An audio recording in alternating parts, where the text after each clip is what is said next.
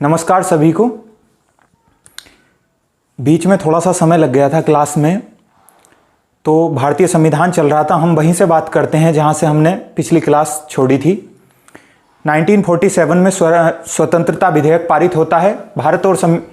भारत और पाकिस्तान दो भागों में बांट दिए जाते हैं। ठीक है। स्वतंत्रता विधेयक के बाद में भारत और पाकिस्तान दो भागों में डिवाइड कर दिए जाते हैं, एक भारत और दूसरा पाकिस्तान। जो भारतीय लोग होते हैं उनको कह दिया जाता है कि आप अपने संविधान का निर्माण कीजिए, लेकिन 1947 से लेकर जब तक संविधान बनता है तब तक 1935 के भारत शासन अधिनियम से भारत की सत्ता को चलाइए। भारत के जो मुखिया व्यक्ति हैं वो अपने अपने क्षेत्र में जो उनको क्षेत्र दिया गया था, जिस जिस प्रकार से समितियां बनाई गई थी, उसमें अपना कार्य बखूबी निभाने लगे। उनमें सबसे मुख्य समिति प्रारूप समिति थी, जिसके अध्यक्ष डॉक्टर भीमराव अंबेडकर थे। ठीक है। तो चलिए हम बात करते हैं 1947 से किस प्रकार से कैसे कैसे आगे संविधान बना और 26 जनवरी 1950 तक संविधान पूर्ण रूप से लागू हुआ। ठीक है। तो हम बात करते हैं, सबसे पहले हमारा जो आज का विषय है वो है भारतीय संविधान यानी कि इंडियन कॉन्स्टिट्यूशन 1947 15 अगस्त स्वतंत्रता विधेयक पारित हो जाता है। स्वतंत्रता विधेयक,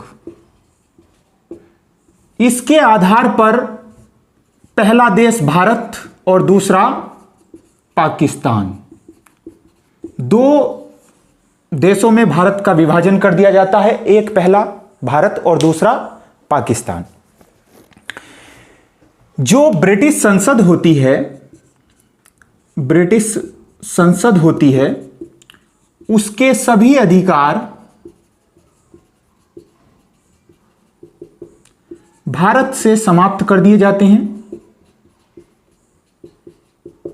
सबसे पहला प्रश्न बनता है बच्चों के, बताइए ब्रिटिश संसद के अधिकार भारत से पूर्ण रूप से कब समाप्त हो गए? 1947 15 अगस्त 1947 को भारत आजाद हो गया। उत्तरदायी लोगों को सरकार सौंप दी गई। ब्रिटिश संसद ने कहा आज से भारत आपका है, जिस प्रकार से भी आप चलाना चाहें चलाइए, अपना संविधान बनाइएगा, क्योंकि पहले ही सीटें तो बढ़ चुकी थी, 389 सीटों पर चुनाव हो चुका था। ठीक है। उसके बाद ब्रिटिश संसद के सभी अधिकार समाप्त कर दिए गए, किससे? भारत से। हम आगे बात करते हैं, कुछ मुख्य समितियां बनाई गई थी, जिनमें सबसे पहले प्रारूप समिति थी। कौन सी समिति? प्रारूप समिति।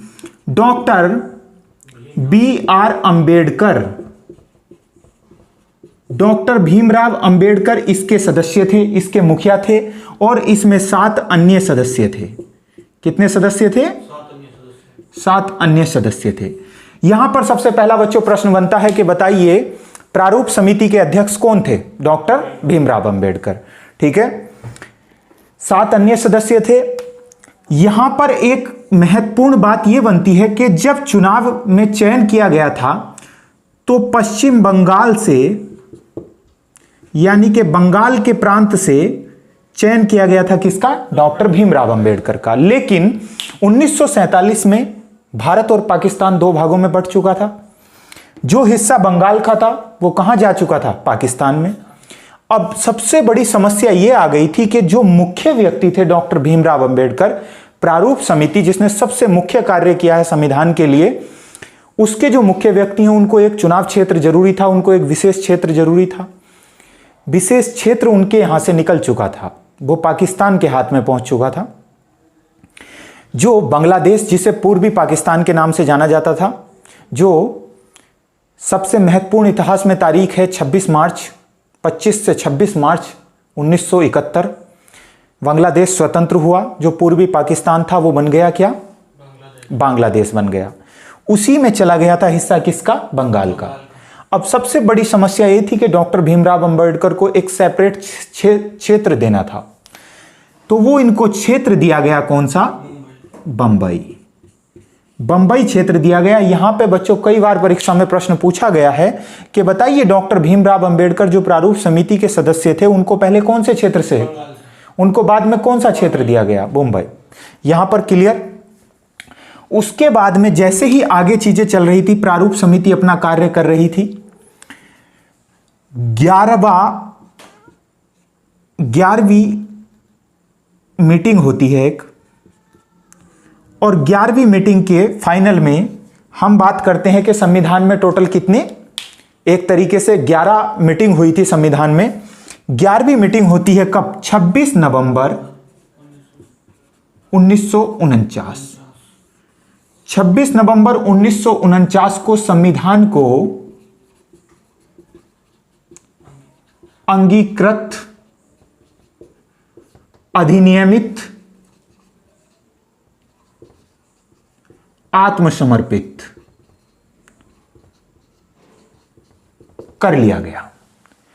जब हम संविधान की प्रस्तावना पढ़ते हैं उसमें यह डेट मुख्य रूप से लिखी हुई है 26 नवंबर 1949, मिति माघ शुल्क सप्तमी, संवत 2006 को हम अपने संविधान को पूर्ण रूप से अंगीकृत, आत्मसमर्पित और अधिनियमित करते हैं।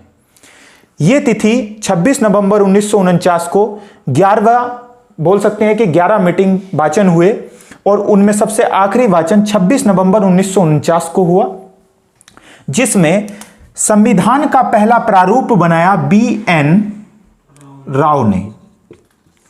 ठीक है बच्चों, BN राव ने संविधान का पहला प्रारूप प्रस्तुत किया। संविधान का प्रश्न आता है पहला प्रारूप किसने प्रस्तुत किया, BN राव ने। उसमें आगे चल के बहुत सारे संशोधन किए गए, बहुत सारे बदलाव किए गए। ठीक है, अब हम उससे आगे बात करते हैं। 26 नवंबर 1949 को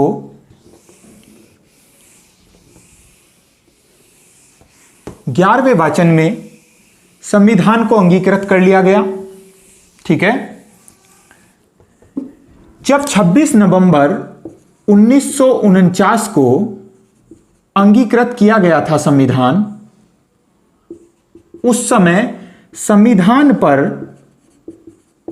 टोटल 284 लोगों ने हस्ताक्षर किए। कितने लोगों ने, 284। यहां पर महत्वपूर्ण बात, विशेष ध्यान देने वाली बात है, संविधान जब अंगीकृत किया गया उस पर कितने लोगों ने हस्ताक्षर किए, 284, जिनमें से महिलाओं की संख्या थी 8।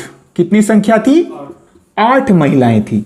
हालांकि टोटल चुनी तो गई थी 15 महिलाएं, लेकिन संविधान जब अंगीकृत किया गया यानी कि 26 नवंबर 1949 को, तो उस समय कितनी संख्या रह गई थी महिलाओं की, 8।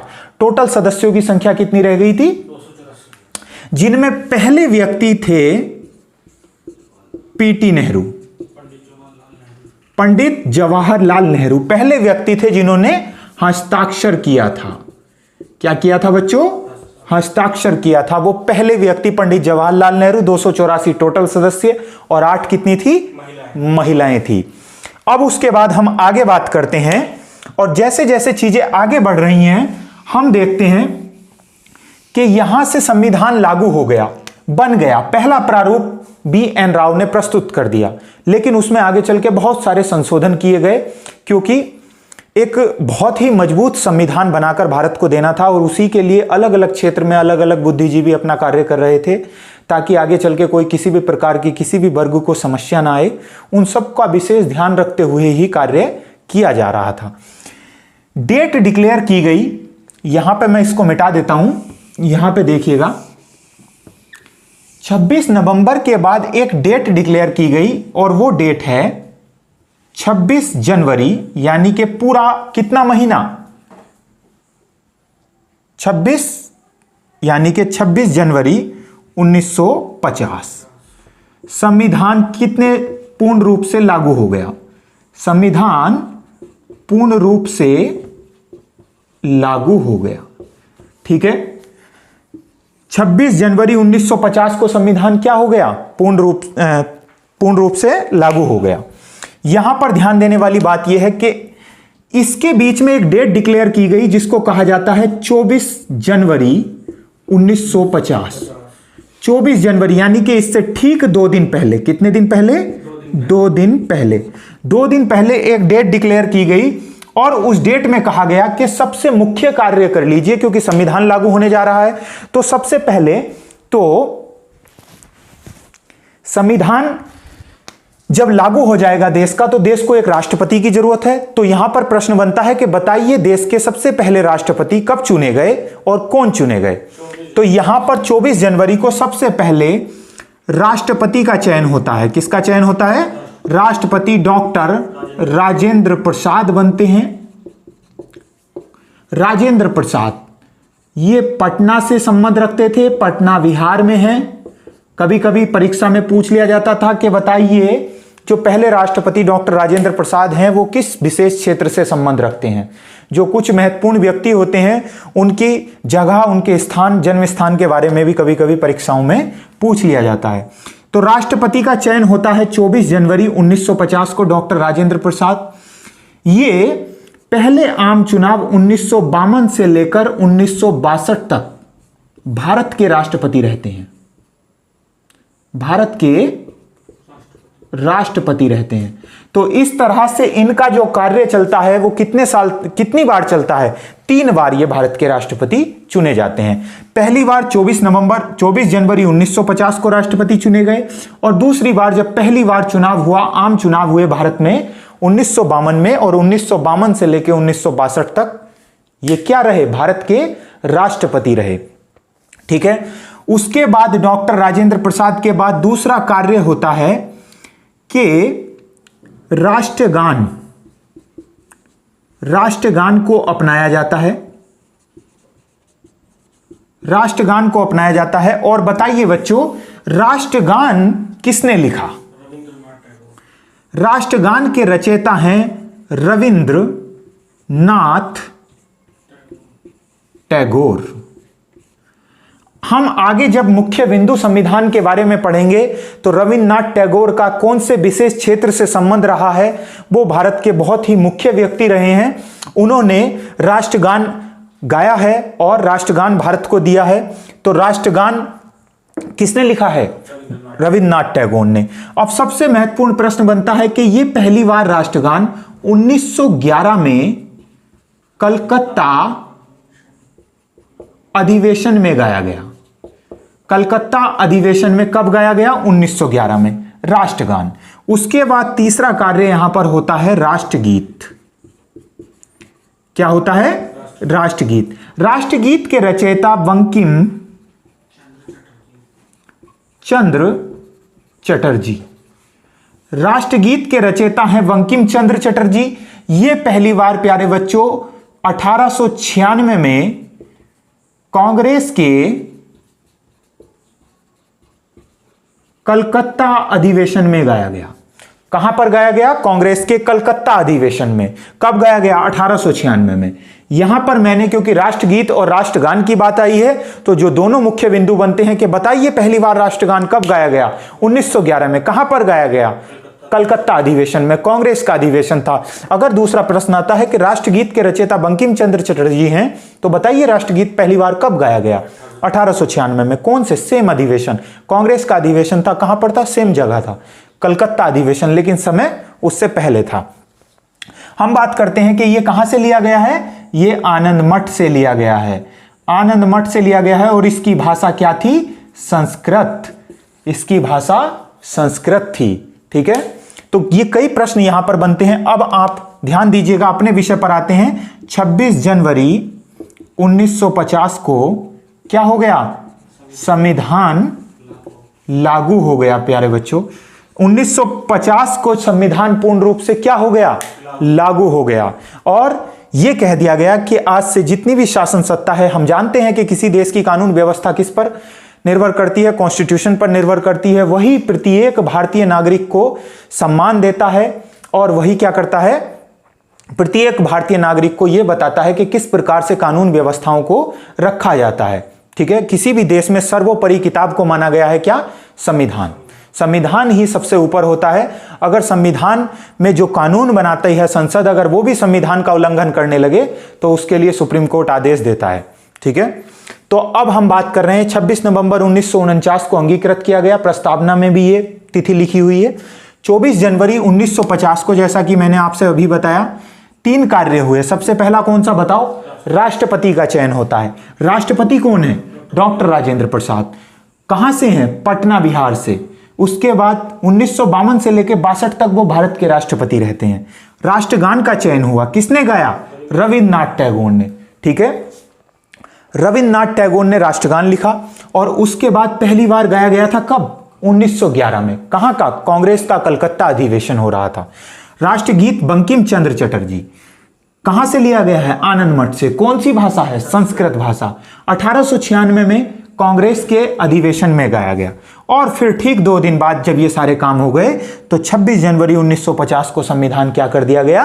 पूर्ण रूप से लागू कर दिया गया। और जब संविधान लागू हुआ तो उसमें 22 भाग 8 अनुसूची, 22 भाग 8 अनुसूची और 395 अनुच्छेद, 395 अनुच्छेद थे। जैसा कि हम जानते हैं कि वर्तमान में भाग बहुत सारे जुड़ गए हैं।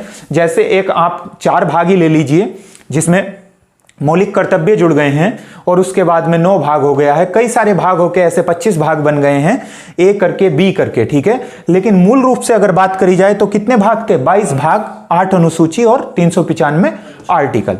यहां पर संविधान बच्चों क्या हो गया? पूर्ण रूप से लागू हो गया 26 जनवरी 1950 को। ठीक है, अब हम बात करते हैं संविधान के मुख्य बिंदु के बारे में। अब हम संविधान के बारे में कुछ नोट पॉइंट देखेंगे जो बहुत ही महत्वपूर्ण है परीक्षा की दृष्टि से। उत्तर प्रदेश सब इंस्पेक्टर के एग्जाम में भी पूछे गए हैं। तो अब हम बात करते हैं मुख्य बिंदु। तो सबसे पहला प्रश्न बनता है कि बताइए संविधान को बनने में कितना समय लगा? सबसे पहला प्रश्न, तो संविधान को बनने में कितना समय लगा बताओ? 2 वर्ष 11 माह 18 दिन ये समय लगता है। कुल 11 मीटिंग होती हैं। कितनी मीटिंग होती हैं? 11 मीटिंग होती है और लगभग 114 दिन इन पर बहस चलती है। ठीक है, 11वीं मीटिंग में जैसे कि मैंने बताया फाइनल मीटिंग थी 11वीं मीटिंग, जो मैंने आपको बताई थी 26 नवंबर 1949। ठीक है, ये 11वीं मीटिंग थी। 114 दिन तक बहस चलती है। अगर टोटल रुपए की बात करें तो कहा जाता है 64 लाख रुपए राउंड फिगर में लगे थे। लगने की अगर बात करें 63,96,729 रुपए लगे थे। अगर हम बात करें कि संविधान लिखा किसने था, लिखा किसने था, तो किसने लिखा था बताइए? संविधान को लिखा था प्रेम बिहारी नारायण रायजादा ने, जो जिनसे जब बात की गई कि हम एक भारत का संविधान बना रहे हैं, संविधान लिख रहे हैं, और उस पर पंडित जवाहरलाल नेहरू ने कहा कि अलग अलग समितियां कार्य कर रही हैं, देश के विभिन्न हिस्सों से मुख्य मुख्य व्यक्तियों का चयन किया गया है और आपकी हमको आवश्यकता है। क्यों? क्योंकि वो इटालियन भाषा में लिखना जानते थे। ठीक है, वो एक ऐसी भाषा में लिखना जानते थे जिसको सुलेख बोलते हैं, यानी कि थोड़ा सा तिरछा करके लिखते थे। और उन्होंने कहा कि ठीक है मैं संविधान को लिख दूंगा, लेकिन मेरी एक ही शर्त होगी कि संविधान के प्रत्येक पृष्ठ के नीचे मेरा हस्ताक्षर होंगे। ठीक है, तो उसने केवल एक ही शर्त पर, किसने? प्रेम बिहारी नारायण रायजादा, ये इनका नाम है पूरा, प्रेम बिहारी नारायण रायजादा। तो यहां पर उत्तर प्रदेश सब इंस्पेक्टर में भी इससे प्रश्न पूछा गया था कि बताइए संविधान को किसने लिखा था? होल्डर एवं निव की सहायता से इसको लिखा गया। होल्डर एवं निव की सहायता से इटालियन भाषा में, इटालियन भाषा यानी कि इटालियन एक तरीके से कह सकते हैं हम स्टाइल में, इटालियन स्टाइल में लिखा गया था, हल्का सा तिरछा लिखा गया था। ठीक है, अगर हम बात करें कि इस पे चित्रकारी जो की थी, चित्रकारी की थी, यह भी प्रश्न आया है, आप देख सकते हैं उत्तर प्रदेश पुलिस में भी प्रश्न आया है। शांति निकेतन, शांति निकेतन, शांति निकेतन के एक मुख्य व्यक्ति थे जिनका नाम था नंद कुमार बोस। नंद कुमार बोस ने उसके जो पृष्ठ हैं, जैसे कि ये पृष्ठ हो गया, इसके चारों तरफ थोड़ा थोड़ा इस तरीके से फूल पत्ती इस तरीके से बहुत ही विशेष तरीके से ये भारतीय संविधान की पुस्तक को बनाया गया है। ये बहुत ही मुख्य पुस्तक है। ये हमारी देश की व्यवस्था को चलाती है, देश को में सर्वोत्तम स्थान देती है। तो ये पुस्तक वैसे ही नहीं है, इसमें मुख्य मुख्य व्यक्तियों का बहुत बड़ा रोल है। जैसे कि हम बात कर रहे हैं प्रेम बिहारी नारायण रायजादा। भारतीय संविधान का जनक कहा जाता है किसको? डॉक्टर भीमराव अंबेडकर को। क्यों? क्योंकि उन्होंने प्रारूप समिति के सदस्य थे, सबसे मुख्य समिति थी, मैंने आपसे अभी जिक्र किया था। प्रारूप समिति ने सबसे महत्वपूर्ण कार्य किया, सबसे बड़ा क्षेत्र उसको दिया गया, और जैसा कि आपसे मैंने बताया था वो बंगाल के क्षेत्र से थे और उनको फिर बाद में मुंबई का सेपरेट क्षेत्र दिया गया था। क्यों?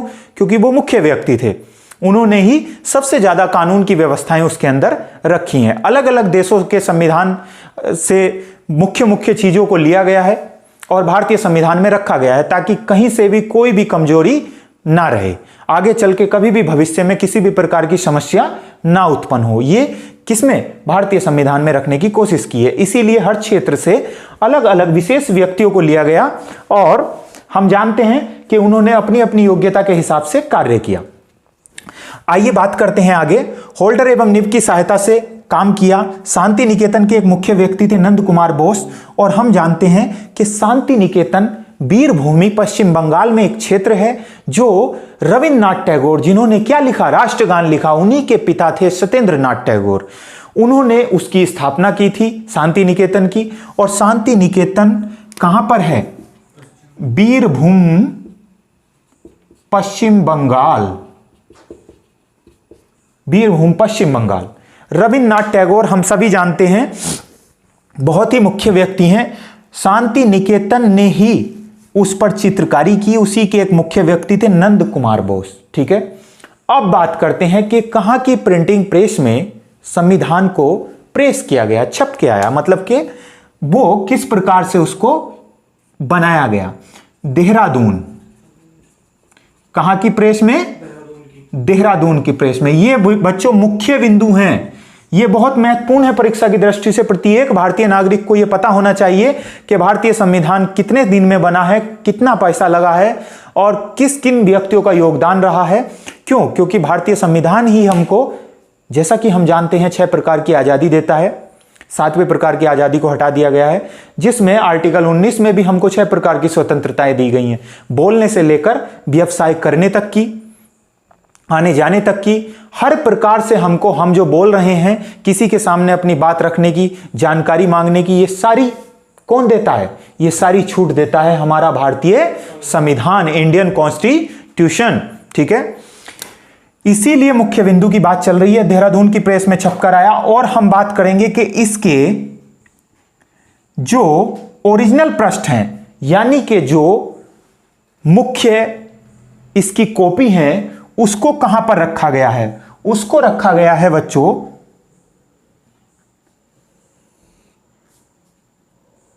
संसद भवन की लाइब्रेरी में। कहां पर रखा गया है? संसद भवन की लाइब्रेरी में। संसद भवन की लाइब्रेरी में रखा गया है।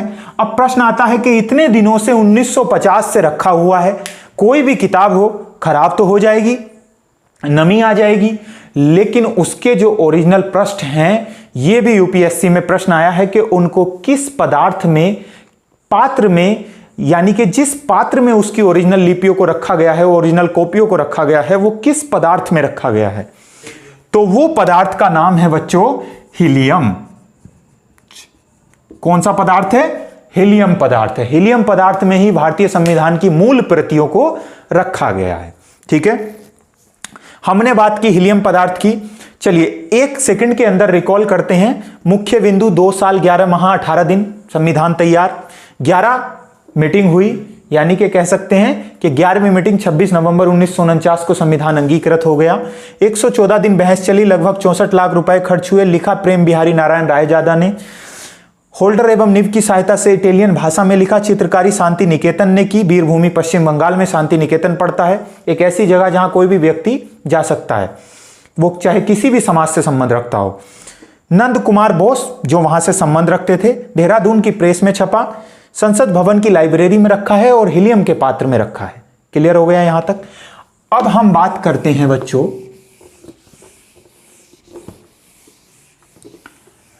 हम बात करते हैं अब कि संविधान बनकर तैयार हो गया, लेकिन संविधान में किस किस देश से क्या क्या व्यवस्थाएं ली गई, अब उनके बारे में हम बात करते हैं। यानी कि रिसोर्सेज ऑफ कॉन्स्टिट्यूशन, भारतीय संविधान के स्रोत। भारतीय संविधान के स्रोत, रिसोर्सेज ऑफ इंडियन कॉन्स्टिट्यूशन। सबसे पहले हम बात करेंगे 1935 का भारत शासन अधिनियम।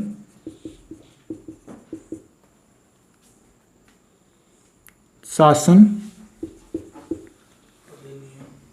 अधिनियम, इससे प्यारे बच्चों 2/3 भाग लिया गया है। क्या लिया गया है? 2/3।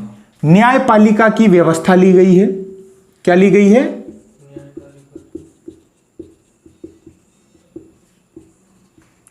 व्यवस्था ली गई है। राज्यपाल का शासन लिया गया है। राज्यपाल का शासन लिया गया है। संघ लोक सेवा आयोग लिया गया है। कभी कभी परीक्षाओं में, ज्यादातर परीक्षाओं में पूछा जाता है कि बताइए निम्नलिखित में से यह व्यवस्था कौन से संविधान यानी कि कहां से ली गई है, किस देश के संविधान से ली गई है। ठीक है, हमने 1935 की बात करी। क्यों? क्योंकि जब तक भारत आजाद होने के बाद में कॉन्स्टिट्यूशन 26 जनवरी 1950 तक पूर्ण रूप से लागू होता है, तब तक किससे कार्य चलाया गया था? 1935 से। ठीक है, अब बच्चों बात करते हैं हम ब्रिटेन। संसदीय शासन प्रणाली,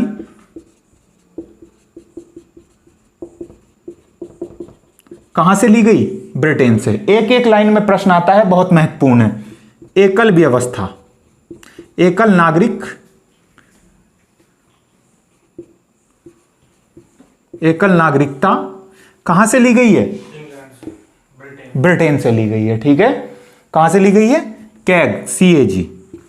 ये भी कहां से लिए गए हैं? महालेखा परीक्षक, ब्रिटेन से लिए गए हैं। ठीक है, तो यही मुख्य मुख्य हैं। अब हम बात करते हैं अमेरिका।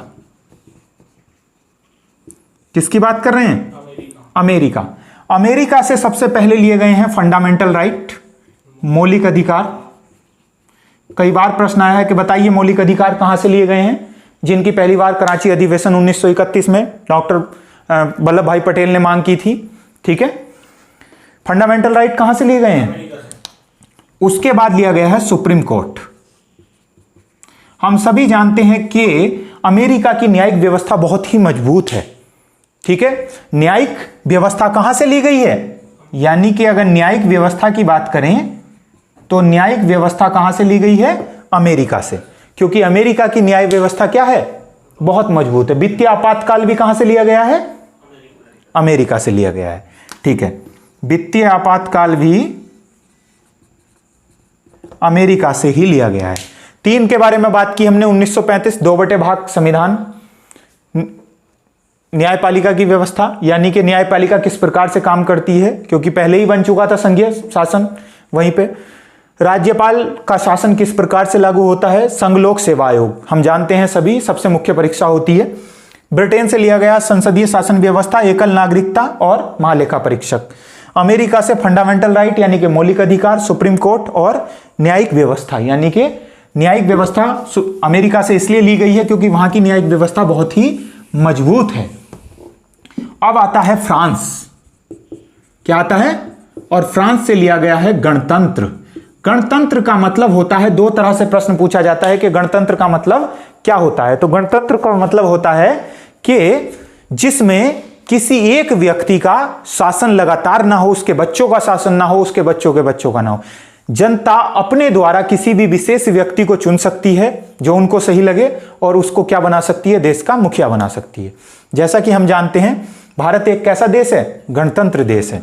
ठीक है, फ्रांस से लिया गया है गणतंत्र। अब उसके बाद फ्रांस के बाद चलते हैं कनाडा। संघीय शासन व्यवस्था, संघीय शासन व्यवस्था, संघीय शासन व्यवस्था कई बार एग्जाम में पूछी गई है। कहां से ली गई है? कनाडा से। और यहां पर लिया गया है union of state, union of states. Union of states की अवधारणा कहां से ली गई है? जैसा कि पहले ही आर्टिकल में कहा गया है कि India that is Bharat shall be A union of state, यानी कि भारत अर्थात इंडिया अर्थात भारत राज्यों का एक संघ है। कहां से लिया गया है? कनाडा से लिया गया है। कनाडा के बाद आता है कौन सा देश? जर्मनी। और जर्मनी से प्यारे बच्चों लिया गया है आपातकाल। क्या लिया गया है? आपातकाल। बहुत महत्वपूर्ण है, कई बार परीक्षा में एक एक विषय पर बात करेंगे, ज्यादा नहीं करेंगे, जो परीक्षाओं में आए हैं उन्हीं पर बात करेंगे, एक एक चीजें ही पूछी जाती हैं, ठीक है। जर्मनी से क्या लिया गया है? आपातकाल। उसके बाद आता है क्या? रूस। और हम सभी जानते हैं कि रूस से लिए गए हैं मौलिक कर्तव्य। क्या लिए गए हैं? मौलिक कर्तव्य, फंडामेंटल ड्यूटीज। हम सभी जानते हैं कि वर्तमान में मौलिक कर्तव्य कितने हैं? 11। मौलिक कर्तव्यों की संख्या कितनी है? 11 है। हम सभी जानते हैं कि भाग 4 के में मौलिक कर्तव्य जोड़े गए हैं, जो कहां से लिए गए हैं? रूस से लिए गए हैं। और उसी के बाद पंचवर्षीय योजनाएं, पंचवर्षीय योजनाएं भी कहां से ली गई हैं? रूस से ली गई हैं, ठीक है। अब हम इनको नोट कर लीजिएगा, आगे बात कर रहे हैं। फ्रांस हो गया गणतंत्र, कनाडा संघीय शासन व्यवस्था, जर्मनी से आपातकाल और रूस से मौलिक कर्तव्य, ठीक है। अब बताइए अगला वाला कौन सा देश है? आयरलैंड से लिया गया है नीति निर्देशक तत्व। आयरलैंड सभी जानते हैं, बहुत बार परीक्षा में पूछा गया है, नीति निर्देशक तत्व। हम सभी जानते हैं कि भाग 4 में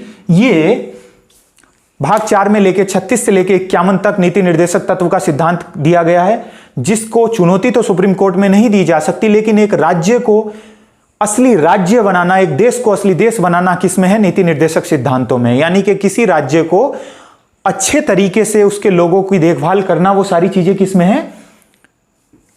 नीति निर्देशक सिद्धांतों में है, ठीक है। आयरलैंड के बाद आता है क्या? दक्षिण अफ्रीका। तो दक्षिण अफ्रीका से हम सभी जानते हैं क्या लिया गया है? संविधान संशोधन। संविधान संशोधन। संविधान संशोधन आर्टिकल 368 के अंतर्गत आता है। 368 में संविधान संशोधन किया जा सकता है, जैसे अभी 101वां संविधान संशोधन करके भारत में जीएसटी का प्रावधान किया गया। अलग अलग संविधान पहले दोनों सदनों में पारित होता है विधेयक, अगर विधेयक पारित होता है तो वो बन जाता है क्या? संविधान संशोधन, एक्ट बन जाता है। हम बात कर रहे हैं दक्षिण अफ्रीका से लिया गया है संविधान संशोधन, ठीक है। उसके बाद अगला देश कौन सा है? ऑस्ट्रेलिया। कौन सा? और ऑस्ट्रेलिया से क्या लिया गया है बताओ? समवर्ती सूची। क्या लिया गया है? समवर्ती सूची।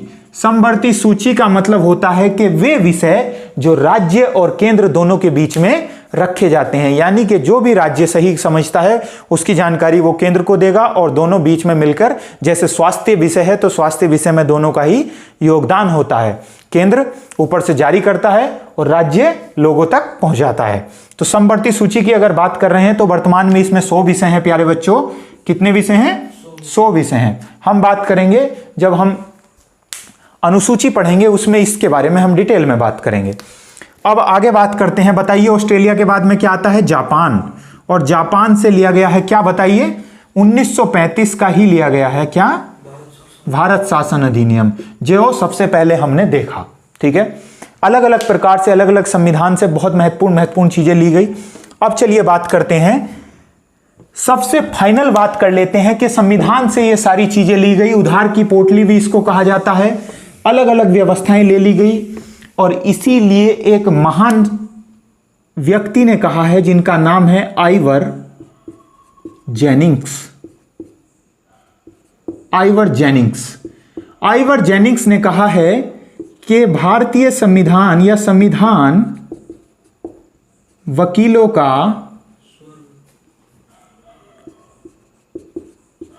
का स्वर्ग है। भारतीय संविधान को वकीलों का स्वर्ग किसने बताया है बताओ? आइवर जेनिंग्स ने, ठीक है। तो यहां पर हमने संविधान की बात की, किस प्रकार से 1947 में देश आजाद होता है, किस प्रकार से फाइनली 26 जनवरी 1950 को संविधान लागू होता है, किस प्रकार से अलग अलग तथ्य संविधान पर लागू होते हैं, कैसे कैसे किस किस देश से क्या क्या व्यवस्थाएं ली गई हैं, ठीक है। और एक मजबूत संविधान का निर्माण किया गया है। आज भी हम देखते हैं कि संविधान में अलग अलग प्रकार से प्रावधान हो रहे हैं, अलग अलग संशोधन की मांग होती है, लेकिन एक बहुत ही मजबूत संविधान हमारे देश को मिला है, जो विश्व का सबसे बड़ा और लिखित संविधान के रूप में जाना जाता है, ठीक है। अब हम बात करेंगे आगे अगली क्लास में कि किस प्रकार से संविधान को 22 भागों में बांटा गया है, किस प्रकार से पहले 8 अनुसूची थी और अब वर्तमान में 12 अनुसूचियां हैं, ठीक है, और 395 आर्टिकल हैं। तो अगली क्लास में मिलते हैं, तब तक के लिए धन्यवाद।